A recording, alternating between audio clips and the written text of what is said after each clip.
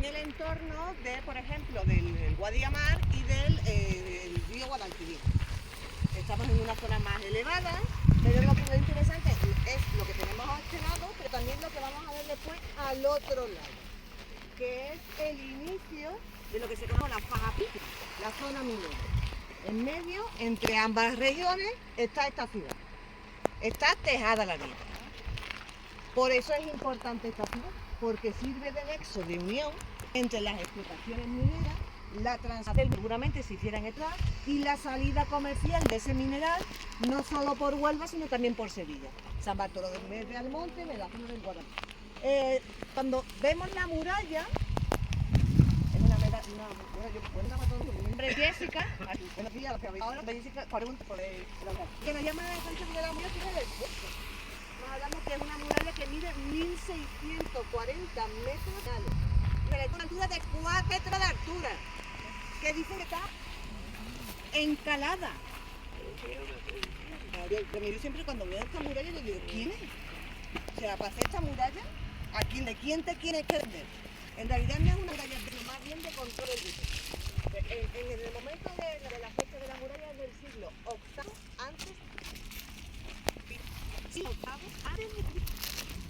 que es en ese momento tenemos zonas donde viven los indígenas, que estamos hablando que estamos en el dulce final. Los habitantes vivían en poblados, eran cabañas y se dedicaban sobre todo a la agricultura y a la ganadería, aunque también tenían conocimientos metalúrgicos.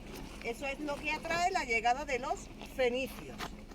Esos fenicios son los que mandan construir esta muralla. ¿Vale? Entonces la forma de construir la muralla es una técnica oriental. Y lo que querían hacer los fenicios es controlar esa salida del mineral, sobre todo de la plata. Los fenicios vinieron aquí sabiendo lo que iban a encontrar, que eran las explotaciones mineras, eran la plata. Cuando vienen aquí, los que construyen esta muralla, se habla que la muralla se construye de una única vez. Es decir, todo ese esfuerzo se hizo planificando. La imagen que veis aquí, no le estamos situando, también tenemos que tener en cuenta que la elección de este sitio tiene que ver con la abundancia de agua subterránea. Existen diferentes manantiales que suministran a esta ciudad e incluso en época romana sabemos que Italia, la Hispania Itálica, estuvo abastecida de algunos de los manantiales procedentes de Casel. Vamos a ir por allá a ver si corre un poquito de ahí.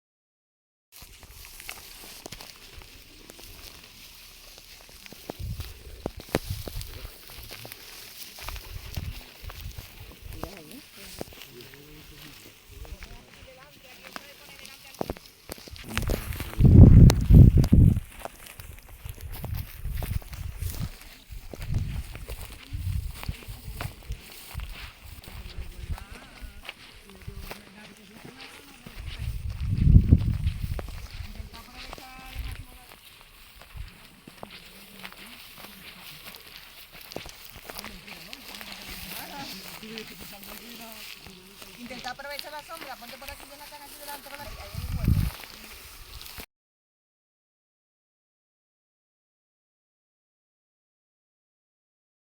Tiene que ser floreada. Tiene un caballito en el asa de cuello erguido. Nadie ha visto una, ¿verdad? Yo la he visto, pero está muy lejos de aquí. Sí, me han comentado que está en una ciudad llamada un museo. Pero yo no sé dónde ciudad llamada un museo. Necesitaría que alguien me guiara el problema. A ver, por Hago que nadie ponga cara. No se me asusten. Lo voy a decir. He viajado en tiempo. Hago que nadie me tome por loca o lo que es peor, por poseída. Porque no, ni una cosa ni la otra. Pero bueno. Bueno, voy a presentar, que mal educada, no me he presentado todavía. Mi nombre es Dido.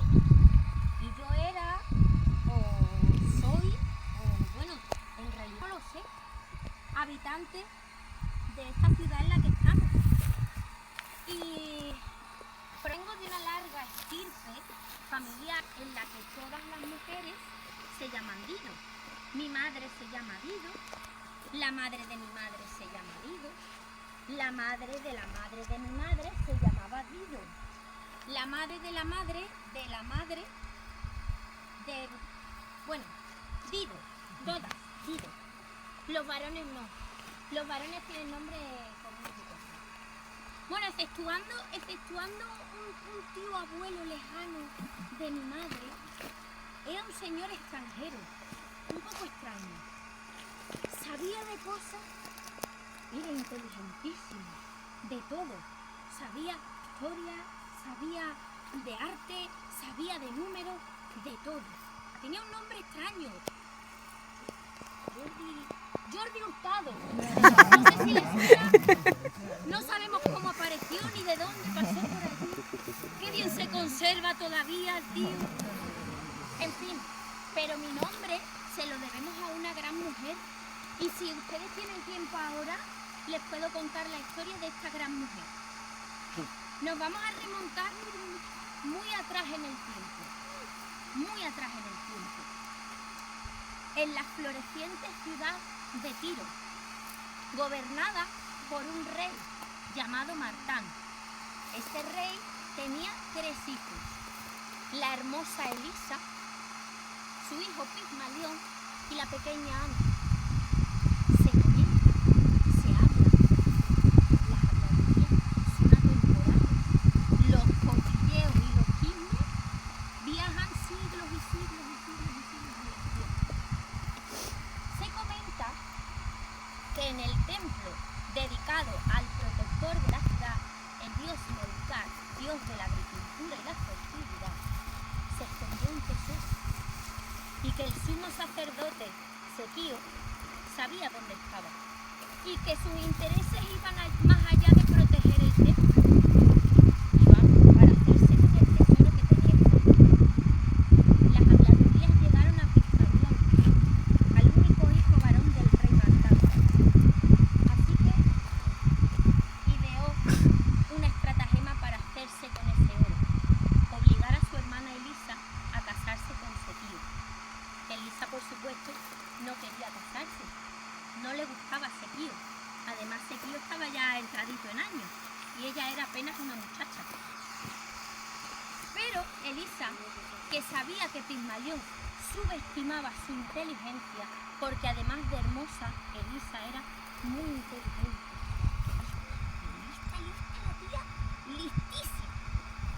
Le dijo: tranquilo, hermano, que me voy a casar con Sequío. Y justo antes de la noche de boda te prometo que le sonsacaré dónde está el tesoro enterrado. La boda se celebró y efectivamente Sequío, encantado con su nueva esposa, con su juventud, su belleza, su bondad y su simpatía, le confesó antes de la noche de boda dónde estaba el tesoro. Elisa avisó a uno de sus criados y solo le dijo 3 palabras: bajo el altar. El hermano Pigmalión no esperó ni a la medianoche. Reunió a sus más fieros guerreros, que entraron en el templo. Espadazos por allá, dagazos por acá, acabaron con la vida de los sacerdotes, incluyendo Sequío, que acabó muerto intentando proteger el tesoro. Empezaron a excavar bajo el altar durante toda la noche, sin éxito, porque como les he dicho, Elisa no solo era hermosa, era lista la tía, pero lista, lista. Mientras tanto, mientras Pigmalión cavaba sin encontrar nada, ella se fue al verdadero lugar donde estaba el tesoro, bajo el jardín de atrás del templo.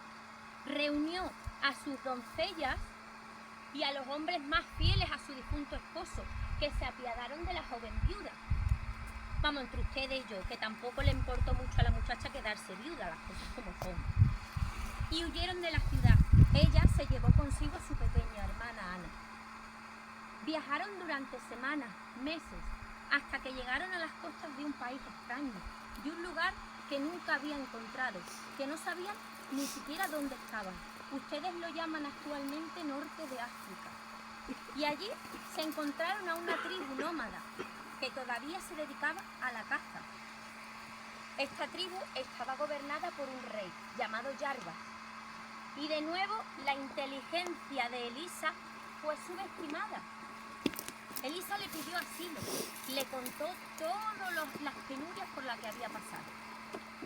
Y le dijo: querido rey Jarbas, con esta bolsita de oro puedo comprar el terreno que abarque esta piel de buey. Jarbas, creyendo que Elisa no sabía muy bien de negocio, pensó: voy a conseguir una bolsa de oro por apenas unos pocos metros de tierra. Pero ya les he dicho que Elisa, y además de lista, era habilidosa, y con ayuda de sus doncellas deshilachó la piel de buey en hebras tan finas que parecían casi invisibles, y las dispuso una tras otra, abarcando un terreno que la vista no alcanzaba a ver el fin. Jarbas no tuvo más remedio que reconocer la astucia de Elisa y le entregó esos terrenos, y ella se convirtió en la fundadora de una de las ciudades más importantes de toda la Edad Antigua, Cartago. Los indígenas cambiaron su nombre por el de Dido, que significa la Virgen. Pues esta es la historia de Dido, de esta gran mujer, que tiene un final un poco triste. Y es que verán, unos años después, cuando Cartago se había convertido en una ciudad rica y próspera, llegaron a sus costas los barcos de los troyanos que huían de la destrucción de su ciudad, capitaneados por Eneas. Eneas le pidió asilo a Elisa, ahora llamada Dido, y ella, con su corazón abierto y lleno de bondad, le ofreció asilo a todos los troyanos. La diosa Venus, madre de Eneas, vio con buenos ojos esta unión y pensó: qué muchacha más apañada, qué guapa y qué lista, esta la quiero yo para nuera. Así que convenció a Cupido para que disparase sus flechas y enamorara a Dido de Eneas. El amor surgió y el matrimonio se celebró. Los dos vivían felices en Cartago, pero los dioses, de manera cruel, le recordaron a Eneas cuál era su verdadero destino: fundar Roma. Así que Eneas tenía que partir y abandonar a su esposa. Eneas no quería, pero se vio obligado a marcharse. Así que Dido, con el corazón destrozado por la tristeza y la rabia y el enfado, maldijo a Eneas y a todos los troyanos. Le quitó la espada a su marido, se la clavó en el pecho y se arrojó a una pira funeraria, donde murió maldiciendo a toda la estirpe de Eneas. Desde entonces es bien sabida la rivalidad que había entre cartagineses y romanos. Bueno, pues yo les voy a dejar que sigan, voy a seguir buscando la crátera y a ver si la encuentro, y bueno, disfruten ustedes de lo que están haciendo. Es una de las cosas que no entiendo muy bien de este siglo, ponen aquí a ver piedras. Si encuentran la crátera, por favor me avisan, ¿vale? Yo voy a estar por aquí.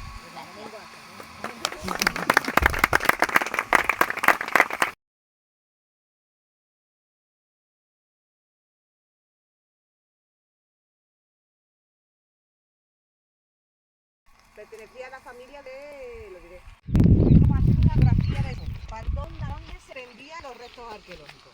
No solo en extensión, sino también en propiedad. La geofísica te permite la señal y dependiendo de esto te dice qué tipo de madera hay en. Entonces, lo que la señal que manda la puedes mandar a 30, 60, 90 y 1,20 metros, ¿vale? De profundidad. Entonces, lo que subió, os paso el mapa para que lo podáis ver en color, lo que vais a ver. Esto es, ese es el mismo de ahí, ahora lo paso, que lo veo. Esto es el mapa de donde estamos nosotros, del yacimiento que está. Nosotros estamos en la parte que vais a ver de color azul.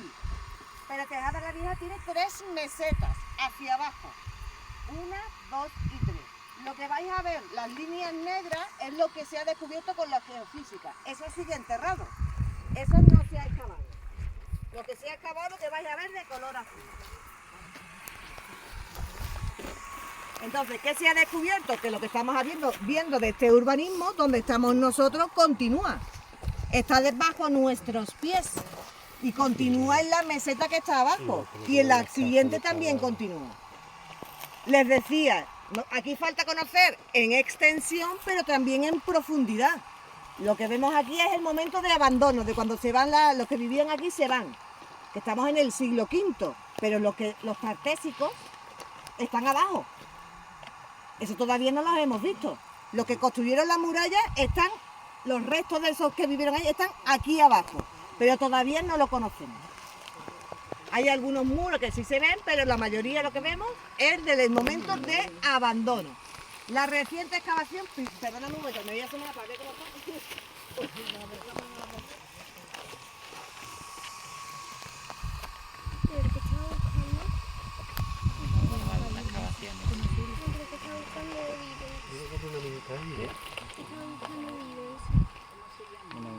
¿Ella?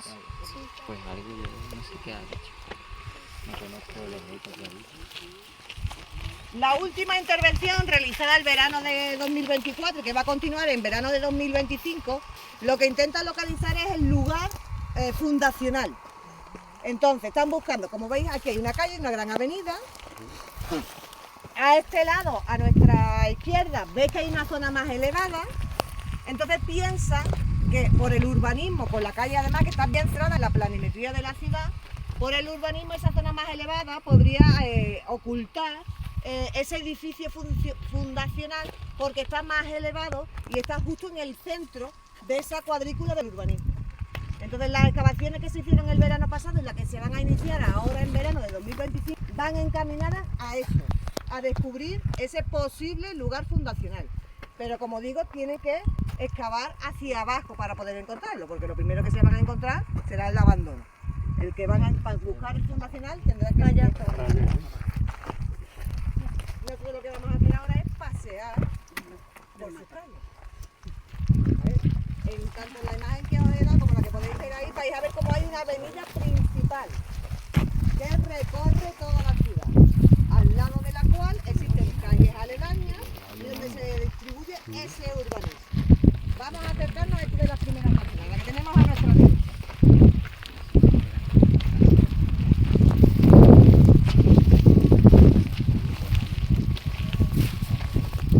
Aquí a la derecha.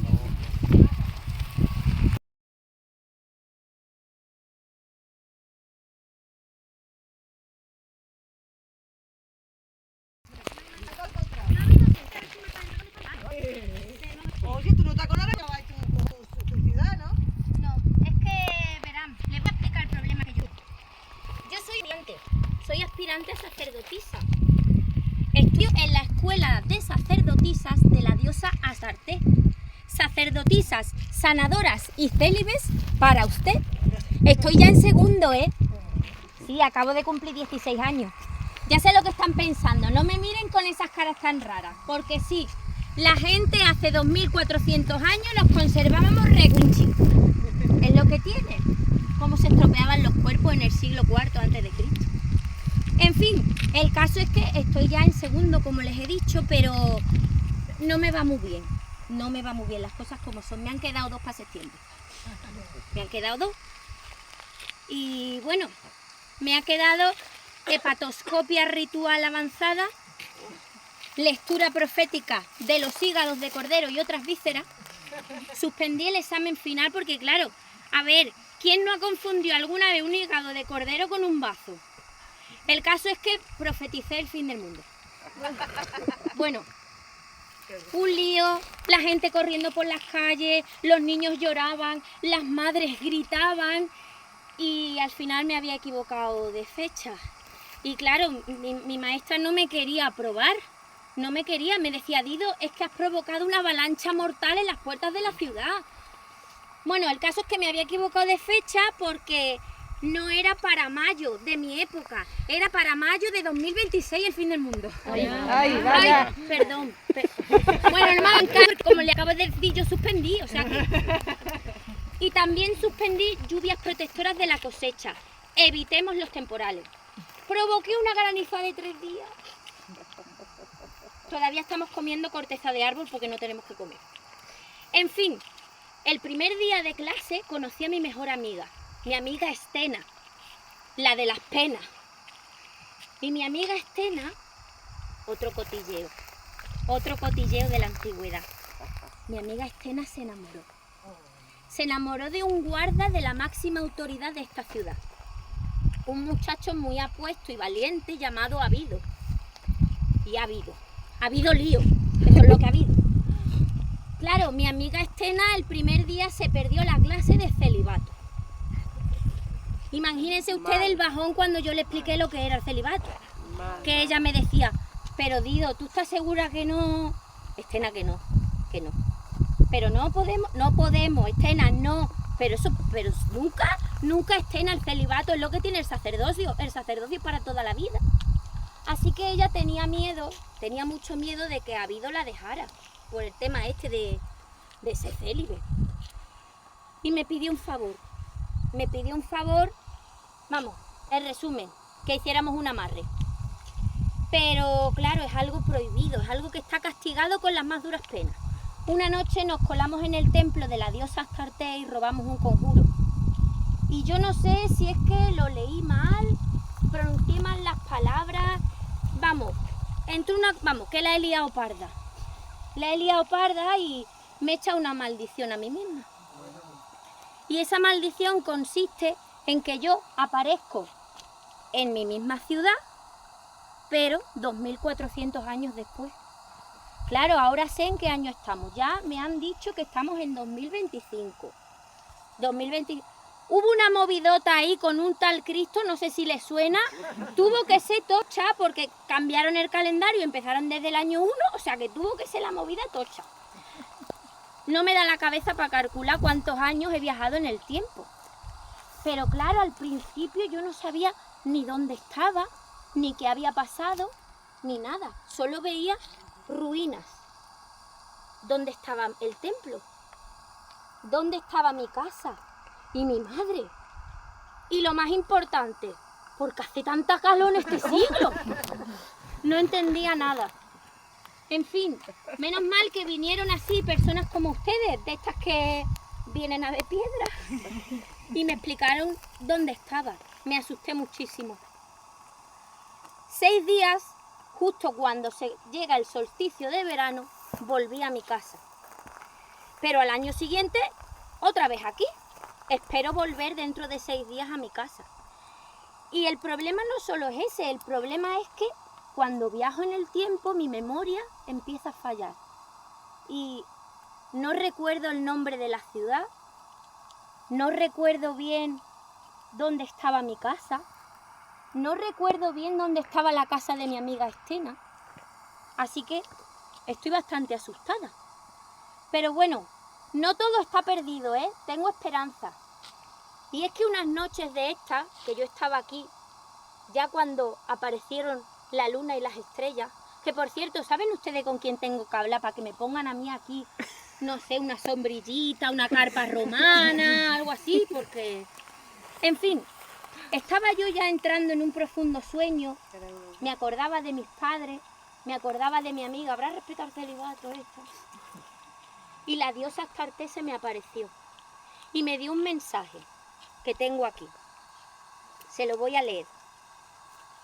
Ya les aviso que la letra de diosa es un poco difícil. Yo no sé si hoy en día existe una profesión que tenga una letra tan fea. No lo sé, pero la de diosa ya lo que es. Dice así: llegó el fin del tiempo de los dioses antiguos. Llegó la caída de los viejos templos y las primitivas ciudades. Un poderoso maleficio te lleva hasta el siglo de las prisas y la confusión. Sus habitantes encontraron vestigios de nuestra ilustre civilización, pero muchas dudas y preguntas en su pensamiento no tienen solución. Y es que ellos no saben más de lo que los dioses antiguos les hemos querido mostrar. Aunque te pregunten respuestas, tú no les vas a poder dar, porque el tiempo en tu memoria una mella va a dejar. Solo regresando a tu época, tus recuerdos volverán. Aquí viene lo importante. La crátera floreada tienes que buscar. Sus asas son caballos de cuello erguido. Tómala y de ella beberás. Solo así, a tu tiempo, podrás regresar. En resumen, que tengo que buscar la crátera, si no, aquí me voy a quedar 6 días, un año tras otro. Y este es mi problema. Así que yo creo que les voy a acompañar porque yo creo que esta muchacha sabe mucho y a ver si ella me puede ayudar.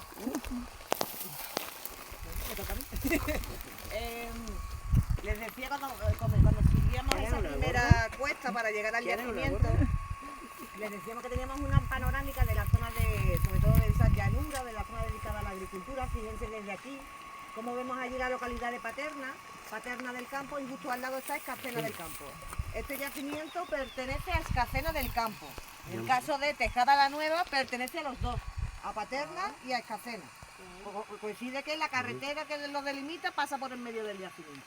Y desde aquí, si miramos al otro lado, sí vemos el inicio de esas primeras excavaciones de la zona minera, de lo que es Río Tinto. Eso se le llama, ese hueco que vemos en el perfil, se llama la pata del caballo. Le llaman aquí la pata del caballo, allí enfrente.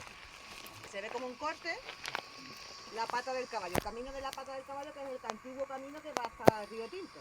El mineral se explota allí, se trae aquí hasta la ciudad, donde se transforma, donde se come el packing, como decimos hoy día, se envasa o lo que sea, y desde aquí se comercia hacia las afueras, hacia la zona exterior, hay que llevarlo al mar.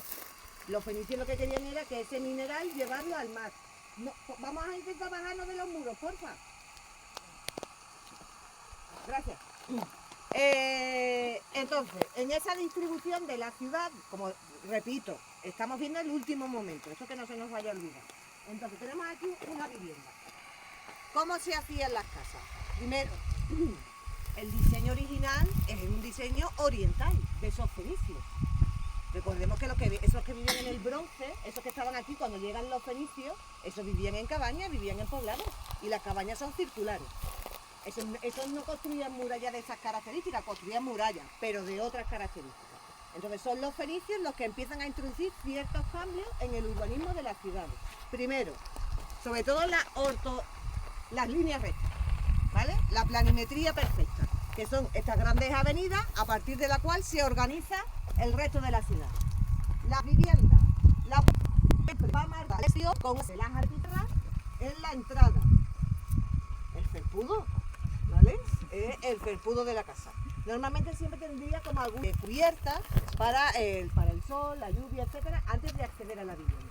Cuando accedemos a la vivienda, les estaba comentando antes, van a ver que se han utilizado varios colores en función del uso que tiene esa habitación. Entonces, si tiene la piedrecita roja, es uso doméstico. Van a ver otras que es de color blanco, que normalmente son espacios de tránsito. Estamos en esta primera habitación. ¿Cómo se construyen las casas? Tenemos primero un zócalo de piedra de unos 50 centímetros de altura. A partir de aquí se construiría en adobe. El adobe es el barro, pero sin cocer. ¿Qué ocurre? Que para los adobes, para conservar el adobe es muy difícil. No se suele encontrar, entonces la parte de piedra sí te la encuentras, pero la de adobe no. La cubierta plana, con alguna inclinación, pero serían planas, como nuestras azoteas. ¿Tendrían ventanas? Podrían tener ventanas, no ventanales. A lo mejor alguna ventana pequeñita que permitiera la entrada de luz. Hay que distinguir en los muros que separan habitaciones de los muros que se separan de la calle. ¿vale? De fachada, es decir, lo que separan las habitaciones tienen aproximadamente unos 30 centímetros frente a los 60 que son los que en la fachada exterior. Muchas de las habitaciones, el suelo estaba hecho de lo que se llama tierra pisonada, que no es otra cosa que tierra apisonada, ¿vale? Es eso. Su nombre científico es ese, pero significa eso. Y en algunos casos han aparecido ánforas colocadas en las esquinas, como lugar de almacenamiento, disposición de agua, vino, etc. En este caso, en esta estancia, podemos ver cómo la comunicación entre las dos habitaciones también tiene el pequeño, pues, el pretil del suelo, no sé cómo se llama el pretil del suelo. El pretil del suelo que da acceso a la otra habitación. Y en esa habitación el suelo en este caso es hecho de lajas de pizarra. Si vamos avanzando por esta ciudad, si veis algún cachito de algo que lo veáis por el suelo, me avisáis, ¿vale? O una crátera. ¡Ay, hay una crátera floreada! Mira, por ejemplo, aquí. Aquí, por ejemplo, como refuerzo de la esquina de una vivienda, han colocado esta calcarenita, que es original del terreno, y la colocan aquí como refuerzo. Y después aquí vemos cómo hay un cambio de orientación. Este espacio, pues sería alguna ampliación posterior al diseño original. Pero fijáis en el grosor de los muros. Tenéis que hacer, veíamos en el panel esa imagen hecha en 3 dimensiones. Tenéis que imaginaros las viviendas. Tenéis que imaginaros que estamos paseando con Dido por su barrio. Entonces estaríamos viendo sus casas, cómo vivían.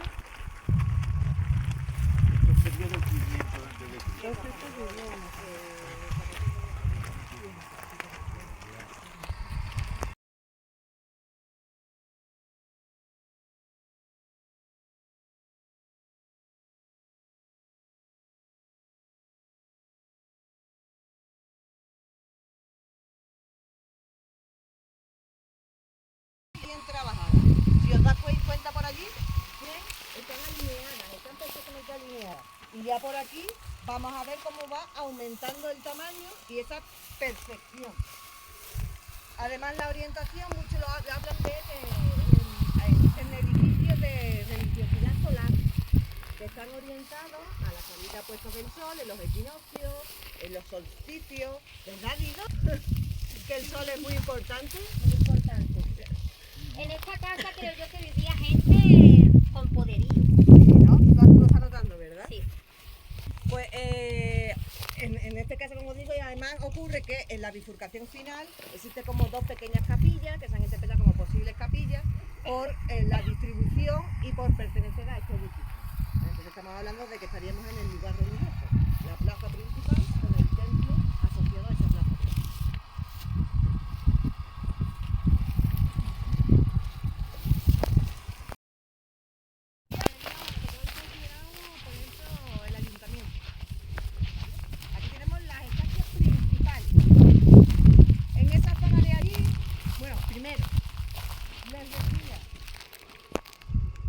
Sabemos que está construido sobre lo anterior. Este muro que veis aquí, ¿lo veis abajo? Ese es el anterior. Sobre ese se construye el que vamos a hablar nosotros ahora, que está en el momento del abandono. Pero este sí es del 8º a.C., que seguramente estuvo utilizándose durante bastante tiempo hasta que se le coloca encima este de aquí. Que yo siempre me pregunto, chiquillo, aprovechalo o no, ya que lo tiene ahí por la pared aquí. Pues no. ¿Por qué decimos que esto es como el ayuntamiento? Primero, la monumentalidad, el material y después el material con el que está hecho y la cerámica que ha aparecido en el interior. Por ejemplo, en estas 2 estancias lo que destacaban sobre todo eran las ánforas, el volumen de ánforas, las ánforas son las vasijas de almacenamiento y la cantidad de huesos de animales. Estamos hablando de vacas, estamos hablando de corderos, estamos hablando de ovejas que aparecieron en el interior. Se habla que sería como el almacén, la zona de distribución de alimentos de la ciudad. ¿En donde me encuentro yo? Exactamente. Donde me encuentro yo, tenemos que además hay un banco corrido.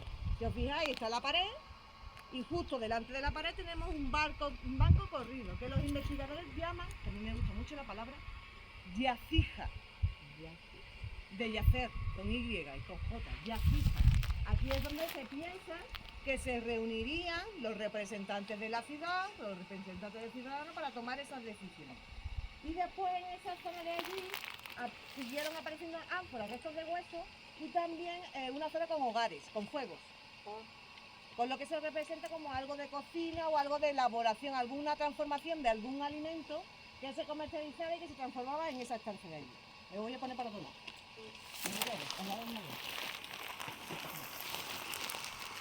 Ahora, os voy a pasar a que veáis.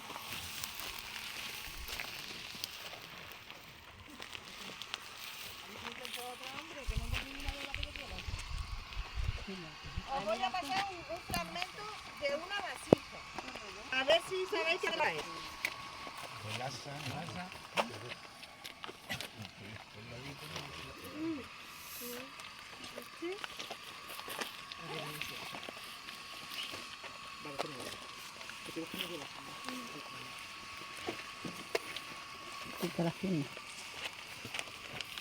Y ahora os voy a pasar otro que tenéis que tocar con el... Os tenéis que guarrear, perdonadme. Tenéis que tocar con los dedos. Tócalo, míralo y pásalo. Lo tenéis que tocar con el dedo, ¿vale? Es importante. Hacedlo así por dentro. Tocando la otra vez.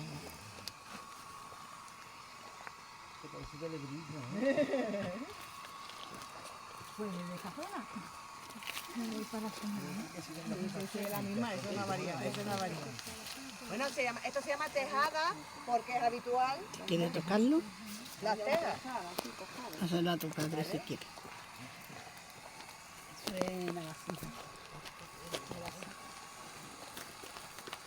Vale, el primer cachito que os he dado, todo el mundo estará de acuerdo conmigo, es que es un asa. Esa forma redondeada, eso se hace a molde o a mano. Es decir, o tú coges la arcilla y la metes en un molde que dejas enfriar, o con las mismas manos la haces. Y después el otro que os he dado, si lo habéis toqueteado, por dentro habréis visto que tiene unas líneas en el interior y que tiene como unos bultitos. Esas son las líneas de torno, del torno. Uno de los inventos que trajeron los fenicios, el torno cerámico. Anteriormente la vajilla se hacía a mano. Gracias a la llegada de los fenicios pasamos de fabricarla a mano a fabricarlas a torno. Entonces eso también nos da una pista. Cuando estás excavando y te encuentras cerámica a mano, sabes más o menos de qué época es. Y cuando te encuentras cerámica a torno, puedes al menos descartar otros periodos. En esta zona, si os acercáis un poquito más... Yo las quiero más. Y cuando se levanta el aire se está más gusto. El aire no se levanta.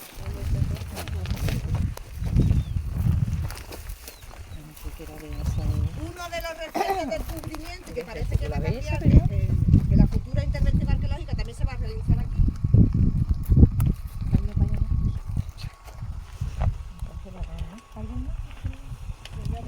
Es a partir de estas dos estructuras. Estas dos estructuras redondas se encuentran justo al lado de un edificio principal de la ciudad y en un espacio abierto, en torno a un espacio abierto. Entonces, ¿qué puede ser? ¿Qué se ocurre? Horno. Lo primero que siempre se nos viene a la cabeza es un horno. ¿Qué ocurre? Que los hornos no lo... ¿Por qué redondo? ¿Qué ocurre? Que si son hornos tendría que ser un tipo de horno en concreto. Es decir, hornos de barro. Hornos de cerámica no. Porque los hornos de cerámica requieren de un espacio más amplio, de una transformación, son sucios, son nocivos y entonces no estarían en el centro de la ciudad. Tendrían que tratarse, si fueran hornos, en este caso tendrían que tratarse de hornos a lo mejor de tahona, ¿no? Para la elaboración de pan. ¿Qué ocurre? Que han aparecido abundantes fragmentos cerámicos en el interior y con un barro muy rojizo y muy intenso. Entonces se habla de que podría estar destinada a la fermentación del mosto. Recordemos que dentro de esas innovaciones que traen los fenicios, una de ellas es la introducción del vino. Y entonces puede que aquí lo que estemos delante es de aquel edificio, decíamos, había muchas ánforas, puede que se trate de una bodega. Y Esto sería para la fermentación del mosto y allí la bodega para el almacenamiento. Todo esto es la primera interpretación. Hay paralelos en otros yacimientos también de la península ibérica y entonces están todavía en esa excavación que se va a iniciar este verano, junto al posible edificio fundacional, también quieren intervenir aquí para intentar descubrir si es o no es eso que están pensando. ¿Cuál es el problema? Que aquí, por ejemplo, no se han descubierto todavía semillas, huellas de cultivo tampoco.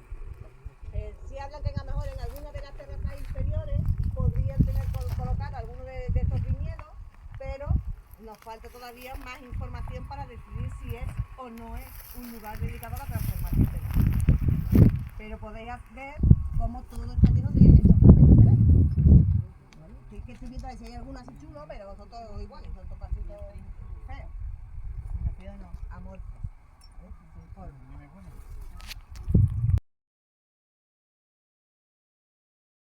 Creo que se trata de un maleficio porque también se apuntan a ellos mismos, hacen así y se quedan quietos. Y algunos me dicen sonríe y otros hacen así. Es un invento rarísimo ese. Hay un señor que lleva un ruido incorporado. Un rato. Eso es muy extraño, de verdad. Me gusta la ropa, La ropa de esta época parece fresquita, no como esta. La ropa de esta época me gusta. Y los zapatos parecen cómodos. A mí me pican los pies. Me voy a poner aquí al sombrero. El último que se conoce de la ciudad solo se ha excavado un 1%. Está formado por 3 mesas como esta. Un 1% se ha excavado. No, esta mesa, otra igual ahí abajo y otra igual aún más abajo. Con lo que nada, de esas nada. Solo se ha excavado lo que nosotros estamos viendo. Además, en las últimas intervenciones desde que lo tiene la Universidad de Huelva, en realidad la única vez que ha ampliado los lugares de acción es en ese de tiempo. Todo lo demás, simplemente lo que ha hecho es mantenerlo. No ampliar conocimiento, sino que simplemente lo que ha aparecido, por ejemplo, ese betilo apareció en labores de mantenimiento. En una de las esquinas, mientras están colocando los muros, estabilizando, apareció. Pero que la información sigue siendo la misma desde hace 3 años. Eso es aquí lo que hace falta es una universidad pequeña y la inversión. Hace poco salió un artículo en el Web de Información, un artículo de opinión. Hablaban sobre todo del tema de la posibilidad que Huelva ahora mismo siente un orgullo, ¿no? De que por fin la muestra de ese tan siempre presumado, ¿no? Del teso, códigos de Fran, ¿no? Que podríamos mostrar. Pero por ejemplo, frente a otras comunidades, lo comparaba con el caso del Turuñuelo. En el caso del Turuñuelo, de las casas del Turuñuelo en Badajoz, que también es el periodo tartésico, es este mismo, el momento de abandono aquí es cuando tienen allí el momento de esplendor. La población tartésica de Huelva es el origen, aunque la población tartésica del Golfo de Cádiz es el origen de esos tartesios. ¿Qué ocurre? Que fueron ocupándose hacia el interior, hacia lo que es el Valle del Alquilí. Por eso se habla que sufre estrés, lo profetizó para el 26, pero sucedió ese tipo de el siglo VI, ¿esto qué es? Ese tsunami provocó que la población que estaba en el litoral, que estaba en la costa, tuvo que trasladarse hacia el interior, porque sus estructuras que se centraban en el comercio y se centraban en la pesca, pues habían quedado destruidas. Lo que aparece en las casas del Turuñuelo es esa población que estaba aquí, cuando tuvo que trasladarse hacia el interior, llegó hasta allí. Y allí lo que tenemos es el momento de abandono. Cuando allí lo llaman tartesos, nosotros aquí lo llamamos turdetanos. Es el mismo momento, la misma fecha, pero con culturas diferentes. Ellos lo llaman tartesos porque tienen todavía esplendor en la cerámica, esplendor en las joyas, en las tumbas. Nosotros tenemos aquí la decadencia. Que vivieron todos los pobres, entre lo que es tarteso, lo que son los griegos, lo de Cimbre, el periodo de estación, de la Augustia, esas cosas, pues en medio tenemos a los turdetanos. Pero que quiero que sepáis que es el mismo momento, estamos a la misma vez. Pero son como los Es un nivel. Exacto, romano. Hermano, perdón, sí, romanos. No era más para nada. Tiene más islas. Aquí en la provincia de Huelva, por ejemplo, lo que está más pegado al sur, más pegado al litoral, se llama turdetano, pero lo que está más pegado a la sierra se llama céltico. Claro, Pero es el mismo. O sea, el mismo periodo, pero con elementos culturales diferentes. Diferentes formas de construir, diferentes formas de sus deidades, de organización, pero es el mismo. Eso es el mismo momento. Igual que cuando decimos los dólmenes. Los dólmenes, aquí se construyen los dólmenes, en Egipto se está construyendo las pirámides. Es el mismo momento. Cuando hablamos de la prehistoria, los momentos son muy amplios. Son momentos a lo mejor de 500 años, pero más o menos coinciden en tiempo. ¿Esto qué quiere decir? Que lo que quería hablaros era de la tejada del futuro, de la tejada la vieja del futuro. Perdón. Es la tejada del pasado original, en la que aquí se transformaba. Ahora voy a aprovechar el máximo que tiempo posible en la sombra, ¿vale? Perdonadme. Si me enrollo, pero es por aprovechar el máximo que tiempo. Es que lo que venía ahí en el autobús, les decía, digo, volveremos dependiendo de... Estaba previsto a la 1:30, quizás la adelante un poco, ¿vale? Pues no, digo, quizás la adelante un poco. Como digo, aquí también se habla de la transformación. Eso es más difícil de demostrar.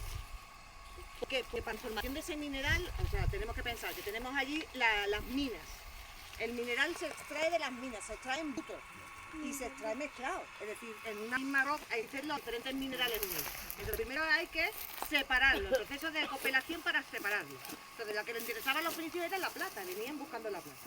Con lo que después tienen que transformarlo en lo que decía del packing, ¿no? En un envase, en una forma que sea fácil de comerciar, que son los lingotes. Generalmente en lingotes, bien sean rectangulares o bien sean planos, para después mandarlos al mar.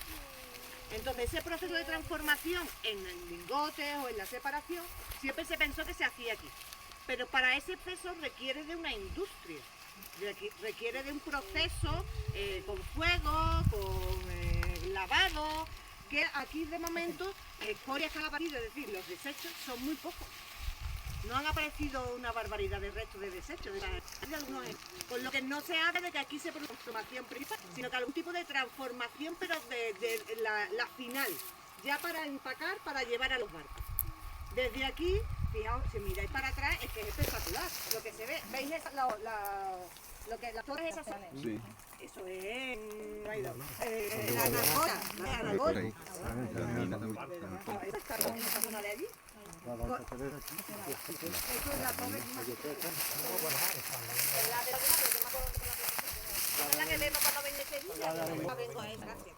Ya podemos ver a la derecha, vemos las torres, la Loto, de aquí, y entonces la salida hacia ese río, hacia el Guadalquivir, el Bartolomé Almonte, también están en el mundo. Buscan salida hacia el Mediterráneo y salida hacia el mundo de los inicios, que recuerden que es al lo que hoy es justo en la fachada final, aquí está el original, de hecho, los sitios, recordemos, dejamos un monte, que tenemos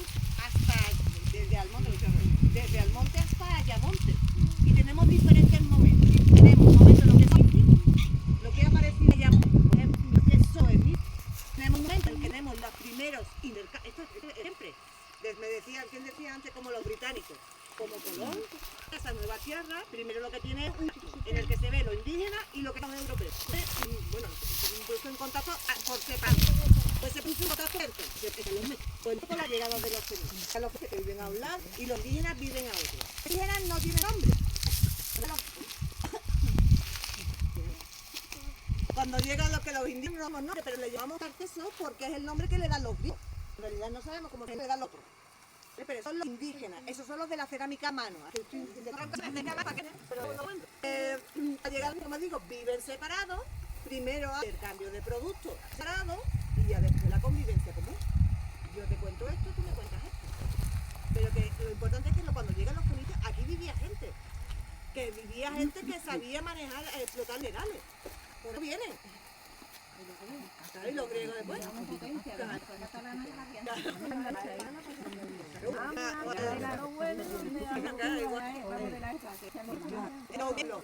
Cuando llegaron en la Plaza de las Monjas, parking, desde la siempre, parking que construyeron las monjas, ahí apareció un templo del siglo VIII, también permanencia en el siglo VI antes de Cristo, es decir, fenicio y griego.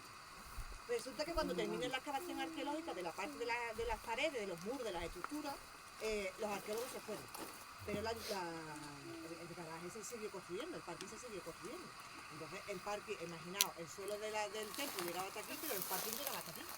Con lo que todo lo demás, todo ese agujero tuvieron que hacerlo, tuvieron que sacar arena. Hubo unos arqueólogos que se fueron por voluntad propia a buscar en esas montañas de tierra que iban sacando, debajo del templo, que fueron sacando, y aparecieron más de 10.000 fragmentos de cerámica griega.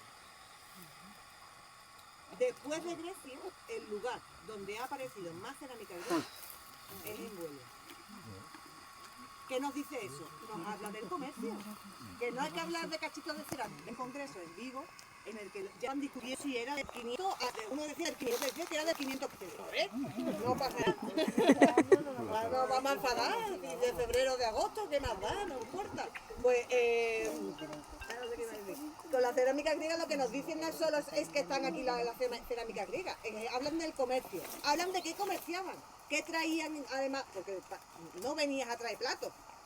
Los barcos fenicios, los barcos griegos, cuando empiezan el circuito comercial, no vienen a traer platos y jarrones de bronce, vienen a traer vino, aceite, y lo que se llevaban era aceite de oliva, era cereal.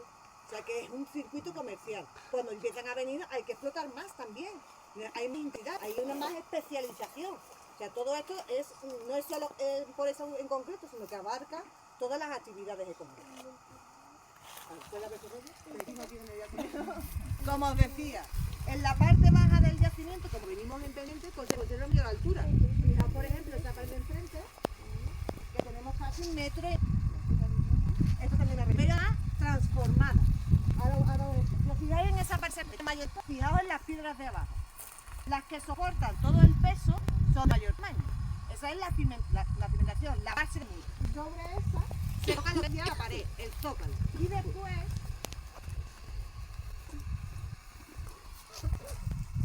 esa transformación y ese uso repetido que os decía lo podemos convertir.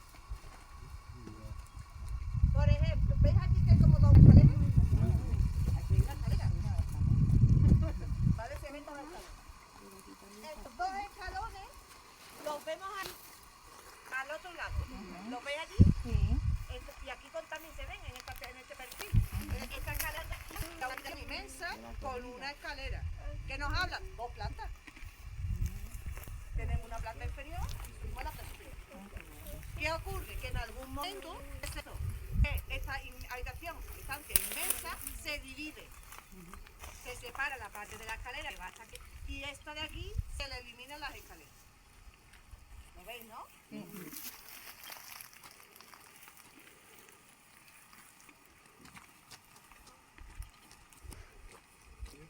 No pisamos los muros, por favor, ¿eh? Si nos acercamos desde ahí, poneos esto para acá. Aprovechar la zona. Aquí nos ocurre lo mismo.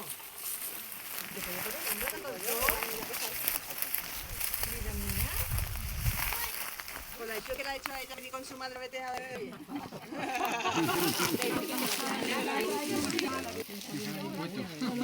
Ella estaba incomodísima, estaba como tirada en el sofá, haciendo así, estaba diciendo, ¿cómo la mamá? Yo no voy contigo. ¿Verdad o mentira? Tu madre no se frega. Como decía, aquí nos ocurre lo mismo. Estancia aledaña a las afueras del barrio que vemos aquí. No, que tenemos un muro que lo va a embonar y sobre ese muro pues tenemos la cuadrada. Que yo siempre digo de verdad. ¿Te das cuenta que tenéis eso ahí en todo el medio? Aprovecharla, ¿no? Seguramente no había. Seguramente había que se acaba ahí. Hay que aprovechar las piedras.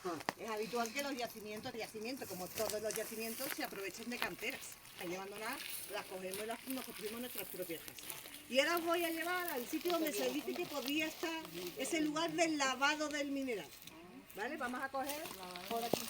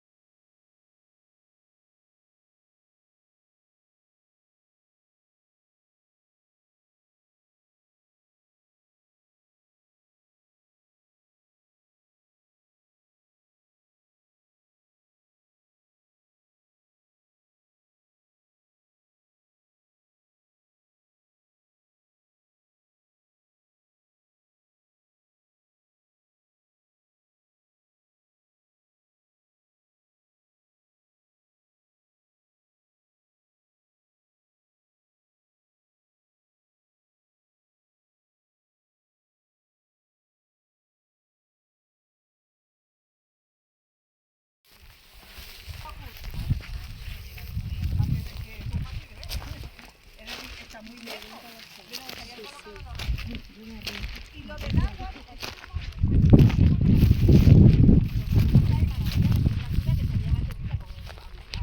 agua, pero no tenemos las canalizaciones que venían a salir.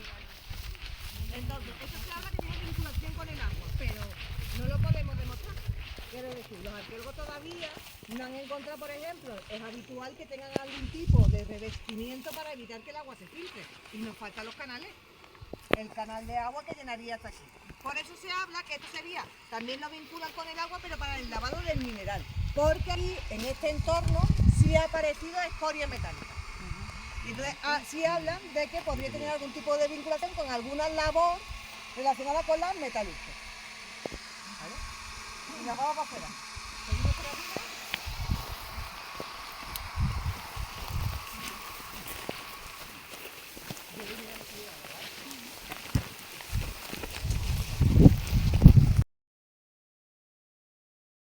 Sino que tenía una serie de contrafuertes y torreones. Esto no hay determinado. ¿Vale?